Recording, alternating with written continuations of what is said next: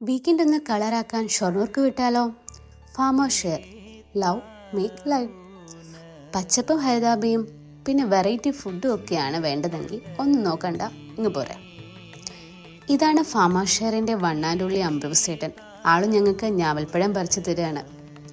നിലയുടെ തീരത്ത് പാട്ടത്തിനെടുത്ത 10 ഏക്കറിൽ സമാധാനത്തിനുള്ള വകയൊക്കെ നട്ടു വളർത്തിയും വിളവെടുത്തും പ്രകൃതിയോട് ഇണങ്ങിയ ജീവിത രീതിയും തൊഴിലുമൊക്കെയായിട്ട് അംബ്രോസേട്ടനും കൂട്ടരും ലൈഫ് ഇവിടെ എൻജോയ് ചെയ്യാണ്. ഞാവൽപ്പഴം കൊണ്ടുണ്ടാക്കിയ വെൽക്കം ഡ്രിങ്കും പിന്നെ ഒരു മൈൻഡ്ഫുൾനെസ് സെഷനും, അതായിരുന്നു ഞങ്ങൾക്ക് ആദ്യം ഉണ്ടായിരുന്നത്.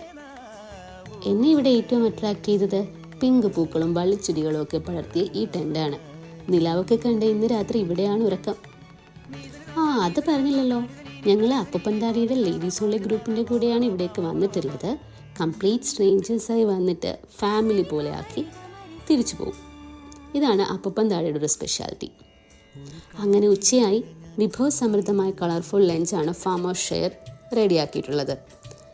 ഈവനിങ് ശംഖുപുഷ്പത്തിൻ്റെ ചായയും ചക്കടയും ഒക്കെ കഴിച്ചിട്ട് നേരെ ഞങ്ങൾ നദിയിലേക്ക്. ഒരുപാട് ഫിലിംസിൻ്റെ ഫ്രെയിമിലൊക്കെ കണ്ടിട്ടുള്ള ഈ വഴിയും നദിയും ഇതൊന്നും മിസ് ചെയ്യാൻ പാടില്ല.